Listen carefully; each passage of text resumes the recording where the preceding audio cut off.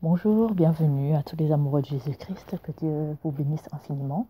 Aujourd'hui, je vais parler de la grâce. Donc, je me présente, je suis la prophétesse Harmonie. Vous nous suivrez sur Twitter en tapant prophète H, prophétesse H, oui, c'est bien ça, désolé. Sur Facebook, prophète Olivier Cambola officiel, prophétesse Harmonie. Et sur YouTube pour avoir plus d'enseignements vidéo.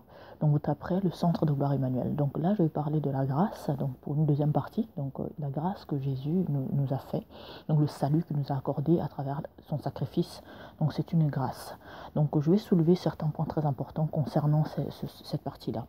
Donc je vais lire un passage biblique. Donc c'est sur Apocalypse 3 versets 20 et 21. Il dit, donc le verset 20 dit, « Voici je me tiens à la porte et je frappe. Si quelqu'un entend ma voix et ouvre la porte, j'entrerai chez lui et je souperai avec lui et lui avec moi. » Donc ce passage-là nous confirme, ce passage-là nous démontre que Jésus nous a fait grâce à travers son sacrifice. Il nous a tendu la main et tout, pour qu'on puisse avoir le salut. Il dit, je me tiens à la porte. Donc là, il te tend la main. Et celui qui entend ma voix, donc celui qui ouvre, donc celui qui accepte la grâce, le salut que Dieu lui donne, que Jésus a donné, il va être sauvé. Mais ça ne s'arrête pas là. Le verset 21 nous dit, « Celui qui vaincra, je le ferai asseoir avec moi sur mon trône, comme moi j'ai vaincu, et me suis assis avec le Père sur mon trône. » Donc c'était Apocalypse 3, chapitre 20, 21. Donc là, je vais essayer de développer un peu. Jésus nous a donné sa grâce, nous a accordé sa grâce. Là, je parle du salut. Et tout. Donc, le salut de Jésus-Christ dans notre vie. Mais il ne faut pas s'arrêter là. Et tout. Parce que quand il te tend la main et que tu réponds à cette main-là, ben, ça ne suffit pas de rester comme ça et de ne rien faire. Parce que là, il précise sur le verset 21 que celui qui vaincra. Donc, moi, je veux m'arrêter sur ce passage-là, le début du verset 21. Et tu dis que celui qui vaincra. Donc, ça nous démontre là qu'il y a un travail à faire. Il ne suffit pas d'accepter Jésus comme Seigneur et Sauveur, mais il faut maintenant se battre. Il faut maintenant faire des preuves, ces preuves, et tout pour y arriver, pour garder cette grâce-là, ce salut-là jusqu'au bout. Je vais vous donner un exemple. Quand un patron, par exemple, signe un contrat avec un salarié, donc c'est une confiance qu'il lui fait au départ, et tout. Mais le salarié, derrière, doit faire ses preuves, et tout. Parce que plus il va rapporter de l'argent à ce patron, plus le patron aura la preuve qu'il n'a pas eu tort de faire confiance à son salarié. Ici, c'est pareil.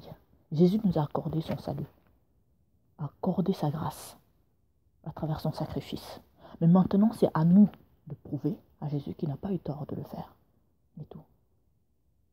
En restant à l'écoute du Saint-Esprit, en travaillant notre spiritualité, en méditant sa parole, en faisant tout de façon à toujours vouloir faire sa volonté, lui faire plaisir, marcher selon sa volonté, respecter ses directives. Et tout. Parce que retenez bien cette image-là, où quand l'entrepreneur signe un contrat avec son salarié, donc c'est une confiance qu'il lui fait dès le début. Et tout. Mais c'est au salarié de prouver, par la durée de son contrat, que le patron a eu raison de lui faire confiance. Mais est-ce que toi, tu prouves à Jésus aujourd'hui qu'il a eu raison de te faire grâce, de ce sacrifice? Le grâce de ce sacrifice-là qui sauve, qui te donne le salut. Qu'est-ce que tu fais pour le prouver tous les jours que non, oui Jésus, le sacrifice que tu as fait sur la croix, tu as eu raison de le faire.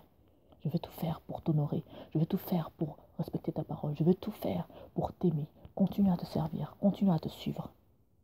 Beaucoup de gens aujourd'hui prouvent à Jésus qu'il a eu tort de faire ce sacrifice parce que ces gens-là ne sont pas reconnaissants, n'aiment pas Jésus, ne le servent pas, ne contribuent pas à grandir eux-mêmes spirituellement, ni à faire grandir les autres. Je vais relire le passage qui est vraiment très important. Il dit, « Voici je me tiens à la porte et je frappe. Si quelqu'un entend ma voix et ouvre la porte, j'entrerai chez lui. Je souperai avec lui et lui avec moi. » Jésus te tend la main. Est-ce que tu réponds à cela? Imagine que tu es en train de te noyer et que quelqu'un te tend la main. Tu vas la saisir et tu vas t'y accrocher jusqu'à ce que tu sors de cet état-là pour ne pas mourir. Mais qu'est-ce que tu fais? Est-ce que tu as répondu à la main que Jésus t'a tendue?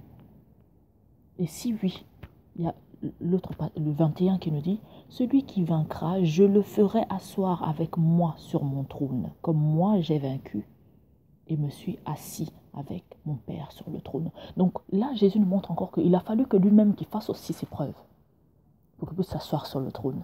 Est-ce qu'aujourd'hui tu es sur le chemin de je veux réussir à m'asseoir sur le trône? Il est bien précisé, c'est lui qui vaincra. Mes frères, réfléchissez bien sur ce passage-là.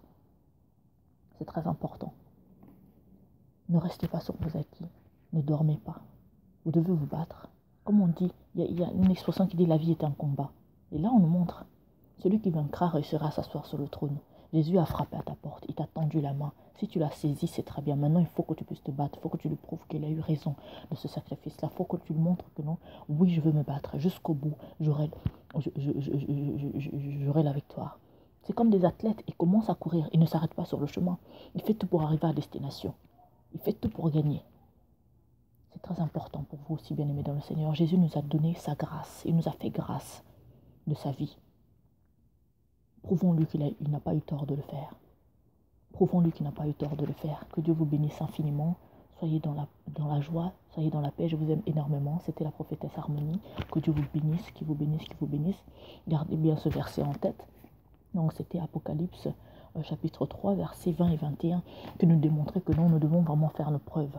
Il ne suffit pas de dire, oui, c'est Jésus, je t'accepte comme Seigneur et Sauveur. Maintenant, il faut maintenir cette grâce-là, il faut maintenir cette salut-là jusqu'au bout. Il faut se battre, il faut lire la parole, il faut être à l'écoute du Saint-Esprit, il faut obéir au Saint-Esprit, parce que quand vous n'obéissez pas au Saint-Esprit, ça ne sert à rien. Vous pouvez lire la Bible tous les jours, vous pouvez parler de Jésus tous les jours, mais tant que vous ne donnez pas votre vie en Christ, vous ne fonctionnez pas selon le Saint-Esprit, ça ne sert absolument à rien. Battez-vous, gardez la grâce, le salut que Jésus nous a accordé. Prouvons-lui qu'il n'a pas eu tort de le faire. Gardez bien cet exemple-là avec le patron et son salarié.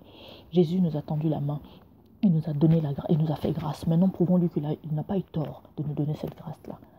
Soyez bénis, c'était la prophétesse Harmonie. Je vous aime énormément. À très vite, à très bientôt. Vous nous retrouverez sur Facebook, YouTube et Twitter. Donc, que Dieu vous bénisse infiniment. À très bientôt. Ciao, ciao.